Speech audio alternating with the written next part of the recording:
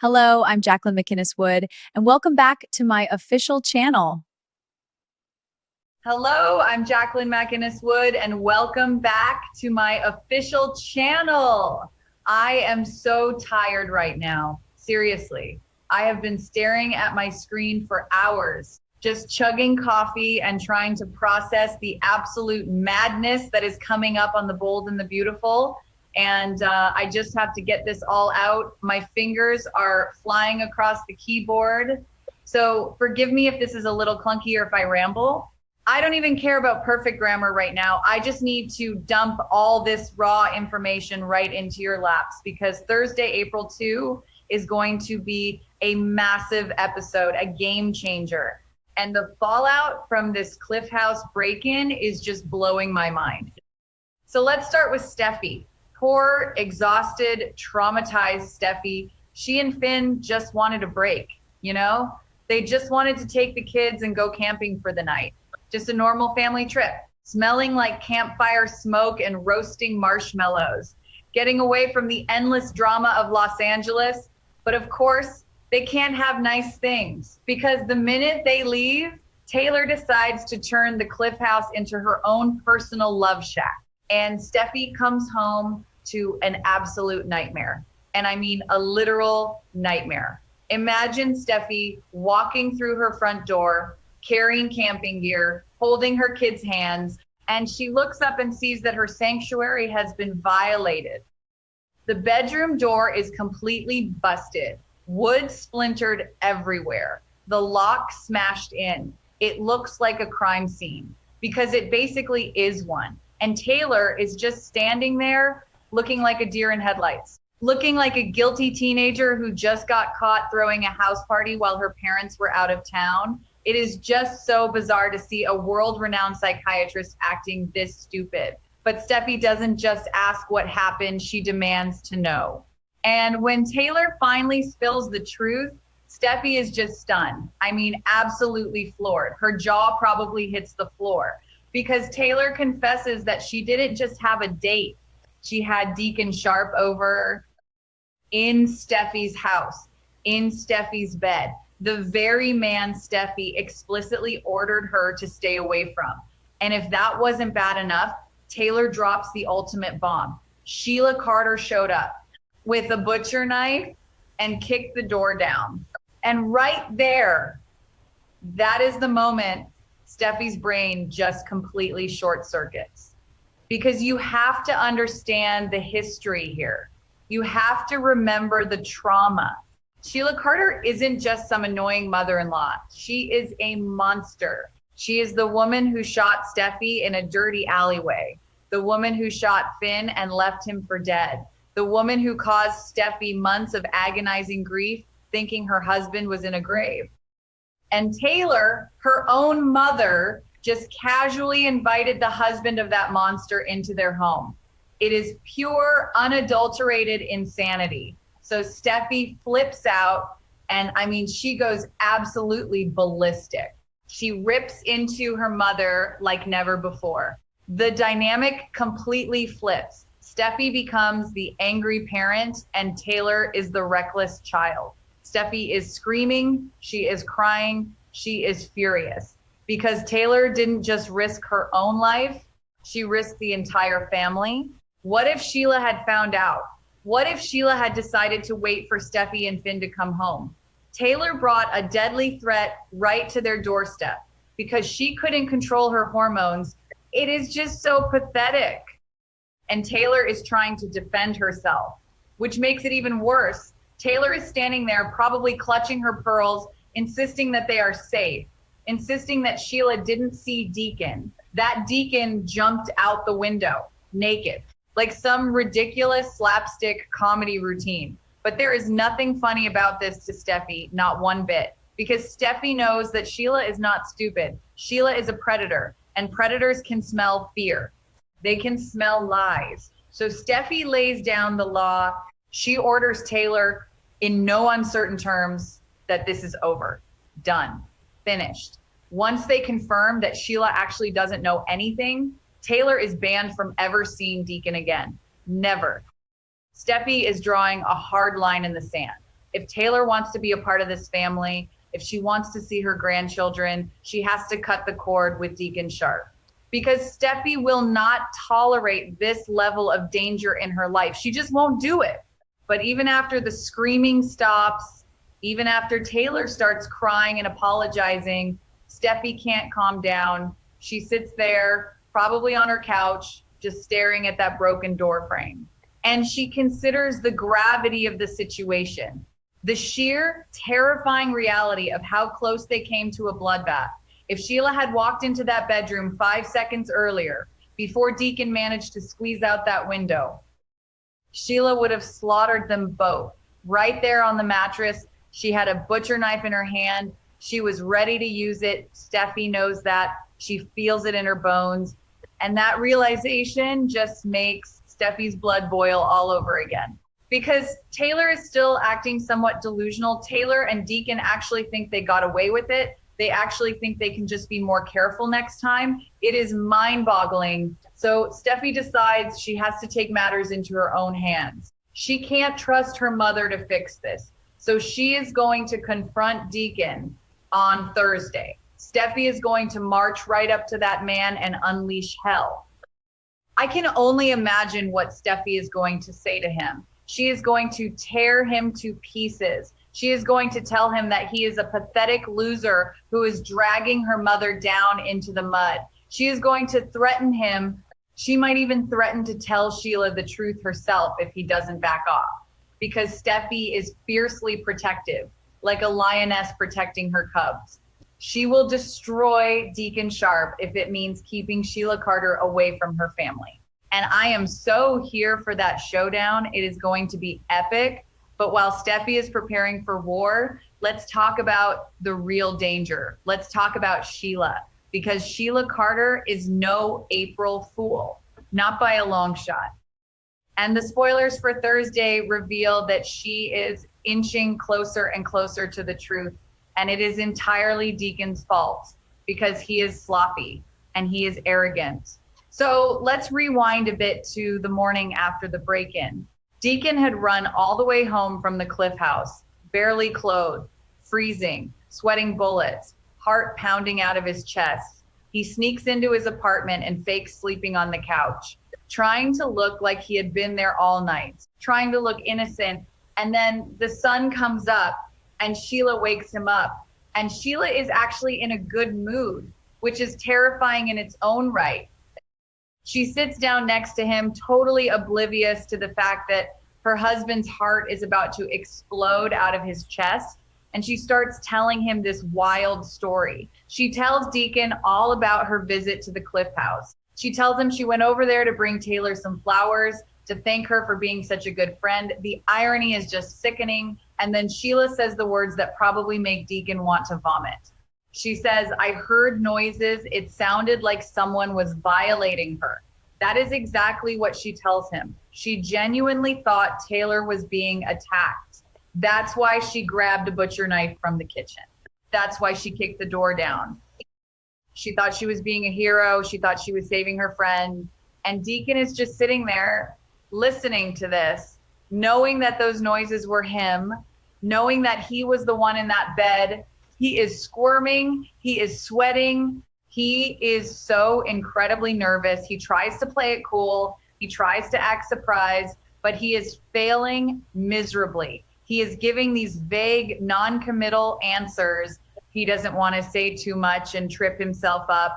And then Sheila drops the ultimate cliffhanger on him. She looks him dead in the eye and says, "You'll never guess what I saw when I walked in." Can you imagine the sheer panic coursing through Deacon's veins at that exact moment?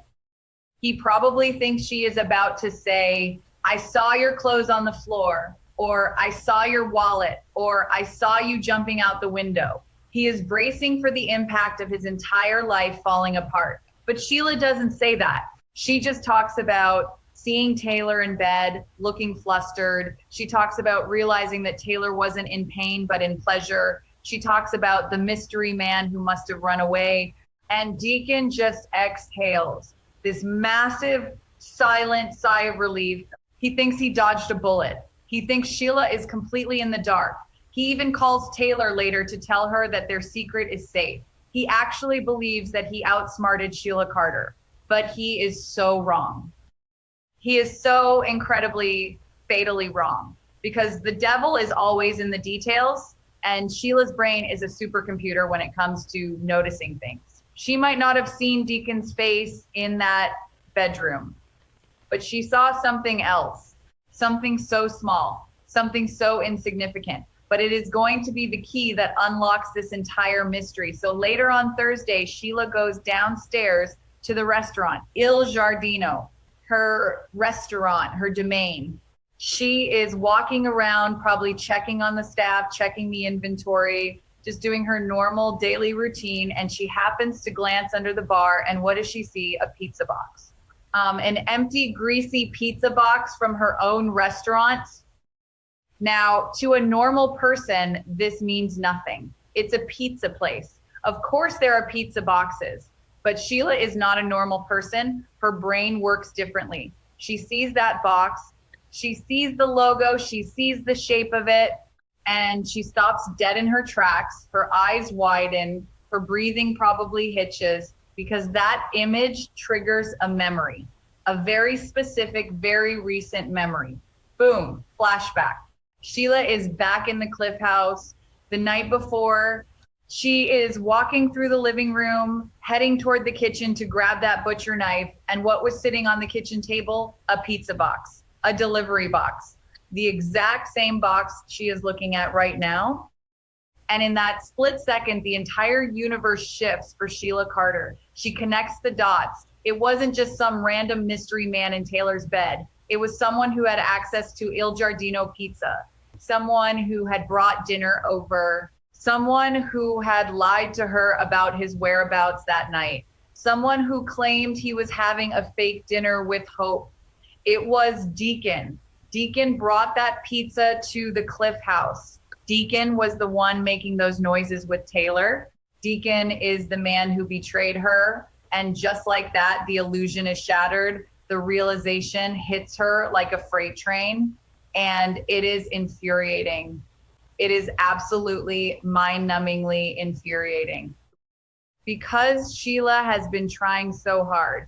She has been on her best behavior. She has been a loyal, loving wife to Deacon. She has put all her trust in him. She even told Lee Finnegan that Deacon is the only person she has left in this world.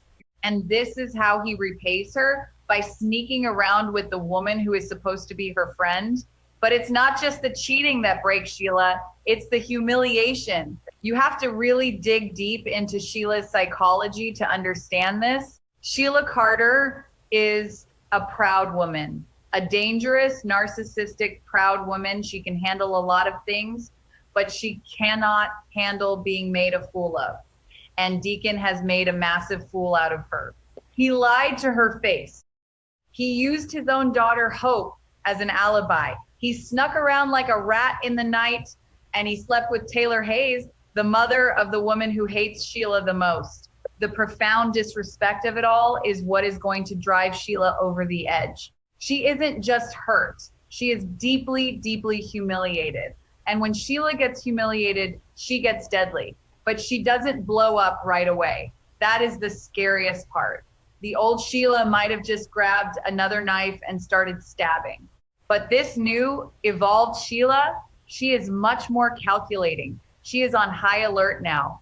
Her senses are sharp. She knows the truth, but she realizes that Deacon doesn't know she knows. He thinks he is safe. He thinks he is so clever, and Sheila is going to use that against him. She is covering her tracks perfectly. She acts normal around him. She smiles, she kisses him, she pretends that everything is fine. But behind those dark eyes, she is plotting, she is turning the gears of revenge. So the massive question for Thursday's episode is this: will Sheila set a trap for her husband? Will she test him to see if he is cheating on her with Taylor? And the answer is a resounding, terrifying yes. Sheila is absolutely going to set a trap. She is going to play with Deacon like a cat plays with a trapped mouse. She wants to see him squirm. She wants to see how deep his lies really go. I can totally see her encouraging him to go out again, saying something like, "Oh, honey, you work so hard. Why don't you go have another dinner with Hope tonight?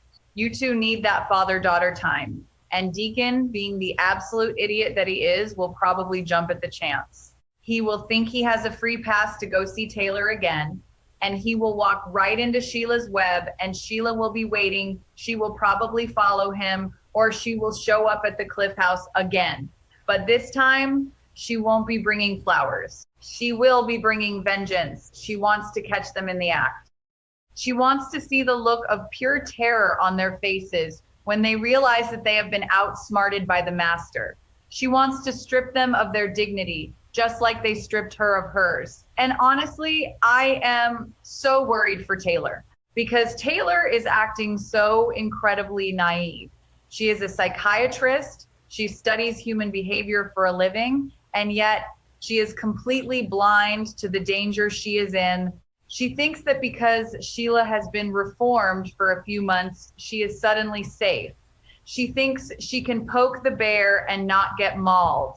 It is the height of arrogance. Steffi is the only one who sees the reality. Steffi is the only one who understands that Sheila is a ticking time bomb. And that bomb has just been armed by Deacon and Taylor's reckless affair. Steffi is going to confront Deacon on Thursday, and she is going to give him a piece of her mind, but it might be too late because Sheila is already one step ahead. She has seen the pizza box. She has connected the dots. The countdown to destruction has officially started.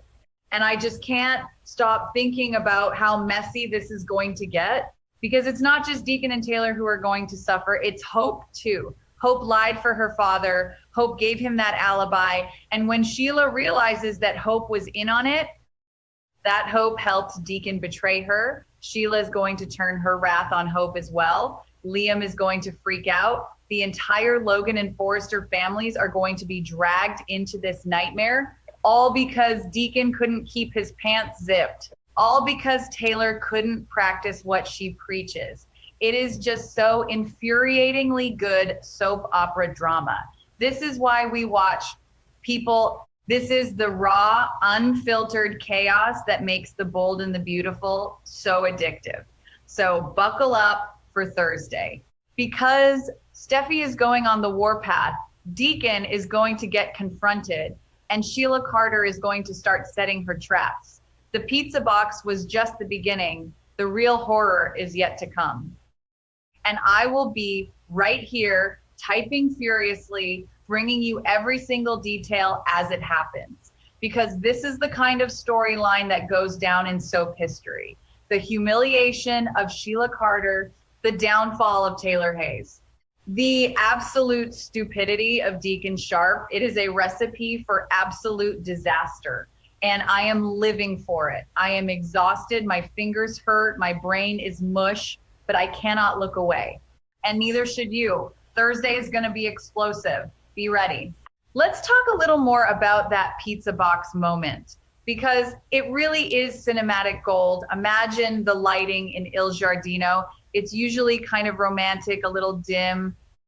But right then, a spotlight might as well have been shining on that greasy piece of cardboard. Sheila staring at it, the camera zooming in on her face, the slight twitch of her eye, the way her breathing changes. You don't even need dialogue in a scene like that. Kimberlyn Brown is going to act the absolute house down. She is going to convey 1,000 words of rage and betrayal with just one look. And Deacon, oh, Deacon, he is such a tragic, comical figure in all of this. He genuinely thinks he is a smooth operator. He thinks he can juggle his psycho wife and his high-class mistress, but he is leaving a trail of breadcrumbs a mile wide. The vague answers, the sweating, the pizza boxes. He is practically begging to get caught, and when Steffi corners him, he is going to crumble. Steffi is intimidating on a good day, but an enraged Steffi defending her children's safety, Deacon is going to be shaking in his boots. I just hope Steffi really lays into him. I hope she doesn't hold back. She needs to remind him of every single terrible thing Sheila has done. She needs to make him understand that this isn't a game. This isn't some high school romance This is life and death because Sheila has killed before. She has shot people. She has poisoned people. She has left people for dead in alleys. And Deacon is inviting that exact same violence back into their lives. So, yeah. Thursday, Steffi worries. Taylor is delusional. Deacon is nervous, and Sheila is no April Fool. She is the predator waking up from her nap, realizing her prey is right in front of her. The trap is being set. The jaws are about to snap shut, and it is going to be glorious. All right, I need to go soak my hands in ice water now. I have typed so much. My keyboard is smoking, but I had to get this out to you guys. I had to give you the raw, clunky, unfiltered truth about what is coming. He